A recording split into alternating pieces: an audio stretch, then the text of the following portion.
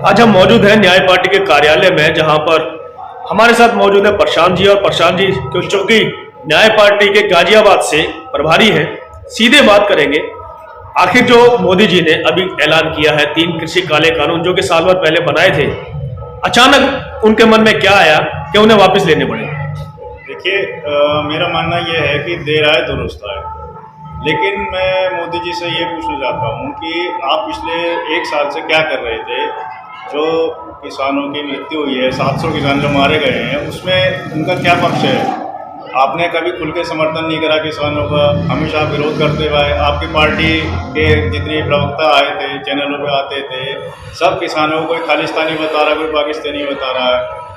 तो इस तरीके से आप लोगों ने पूरा साल गुजार दिया। लेकिन ओवरऑल क्या हुआ है कि 700 किसान जो हैं शहीद हुए। मेरी मानना है कि 700 किसान जो है इस आंदोलन में शहीद हुए हैं। अब उनकी शहादत का हिसाब कौन देगा? और जितना इसमें आर्थिक नुकसान भी हुआ है, किसान अपने रोजी रोटी छोड़ के बैठे हैं वहाँ पे, उसको उसकी भरपाई कौन करेगा? आपने तो एकदम से आके प्रस्ताव भी ला दिया था, पारित भी कर दिया था।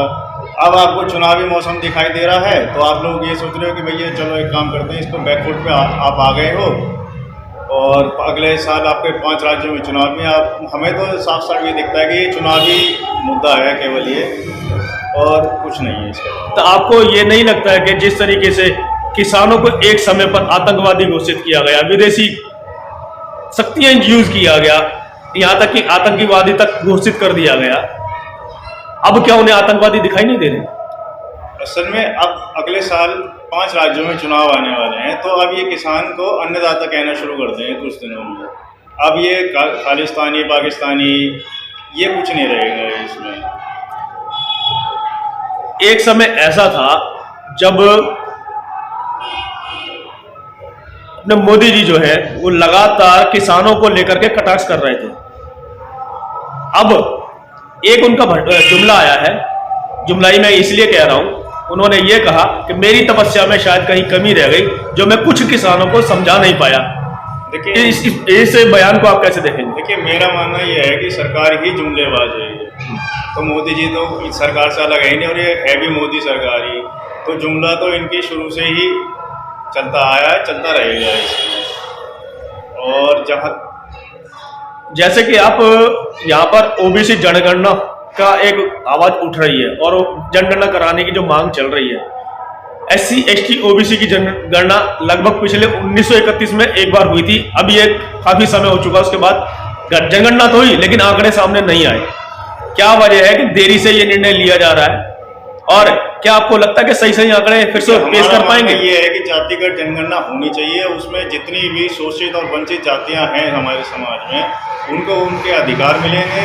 इससे पता लगेगा कि किस जाति में कितने लोग हैं और कितने लोग अपना दिन गुजारा भी नहीं कर पा रहे, जिनको मिलनी चाहिए सुख सुविधाएं, सरकारी सुविधाएं जो मिलनी चाहिए वो नहीं मिल पा रही। लेकिन और हम मानते हैं कि इस बेस पे होनी चाहिए जनगणना। ओबीसी समाज में भी लगभग तमाम कई पार्टियां बन चुकी हैं, कई दल बन चुके हैं।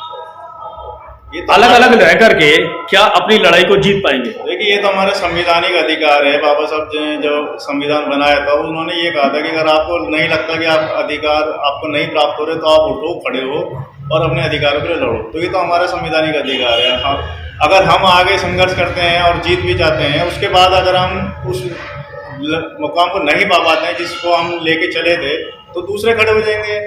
ये कोई नई बात नहीं है, पहले भी पार्टियां बनती हैं, आगे भी पार्टियां बनती हैं। तो आपको लगता नहीं है जिस तरीके से संगठन तो काफी बनते हैं, होना चाहिए ये कि मनभेद हो मगर मतभेद ना हो, लेकिन यहाँ पर मतभेद और मतभेद दोनों ही देखने को मिल रहे हैं।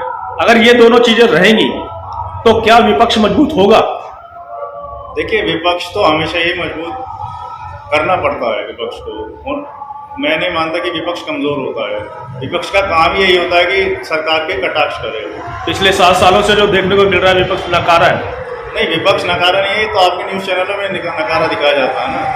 विपक्ष देखिए, आप रोड पे कितने हंगामे करता है, कितने संघर्ष करता है, और न्यूज़ चैनल दिखाते हैं कि विपक्ष नकारा। ये तो कहने वाली बात होती है। आप ग्राउंड रिपोर्ट देखिए। आने वाले समय में 5 राज्यों में चुनाव है। आपको लगता है कि जो विपक्ष हम कह रहे हैं उनको सबको एकजुट होकर के सत्ता पक्ष से लड़ाई लेनी चाहिए? देखिए, ये तो सबका अपना अपना मत वो है, समीकरण बताएंगे कि बाद में कि कौन किससे जाके जुड़ता है, इसमें हमारा कोई इंडिविजुअल तो कुछ नहीं है। अगर मान लीजिए कि सत्ता को हासिल करने के लिए, सत्ता पक्ष को हटाने के लिए एक समय ऐसा हो कि जहां सबको एक पटल पे आना पड़े, तो क्या आप उसके लिए तैयार हैं? ये तो पिछली सरकारें भी करती आई हैं, भाजपा ने भी करा है, कांग्रेस ने भी करा है, ये कोई नई बात नहीं है कि सत्ता को आप हटाने तैयार हैं उसके लिए? वो तो समय बताएगा, अभी हम लोग कुछ नहीं कर सकते। आज का युवा क्या सोचता है? आज का युवा अपना रोजगार सोचता है और रोजगार मिल नहीं रहे हैं, सरकार से कोई उम्मीद नहीं है, सरकार से उम्मीद छोड़े बैठे हैं, तो युवा कहाँ जाएगा, ये बताइए। युवाओं के मन में रोष भी है रोजगार को लेकर के, कार्य को लेकर के, कार्यशैली को लेकर के, परंतु वो जो एक आंदोलन का रूप जिस तरीके से किसानों ने धैर्य रख करके लड़ाई लड़ी, अपने हक और अधिकार छीना ही कहा जाएगा, क्योंकि मोदी जी ने ऐलान कर दिया है। तो क्या युवाओं को सड़क पर नहीं आना चाहिए? युवाओं में रोष है, लेकिन युवाओं का रोष भटकावा जा रहा है, क्योंकि कुछ ऐसे व्हाट्सएप यूनिवर्सिटी के जो पेजेस होते हैं उनसे कुछ ऐसे मैसेजेस सर्कुलेट होते हैं, वो ये दर्शाते हैं कि सरकार में सब कुछ अच्छा चल रहा है, सब बहुत बढ़िया चल रहा है, लेकिन असल में जो होता है वो उससे काफ़ी सच्चाई से परे है काफ़ी। इसलिए युवा को अभी पता ही नहीं वो क्या करना चाह रहा है, क्या नहीं करना चाह रहा। मेरा ये मानना है कि युवा सड़क पे उतरना चाहिए, अपने अधिकार लेने चाहिए उन्हें, और जब तक लड़ोगे नहीं तब तक अधिकार नहीं मिल पाएंगे।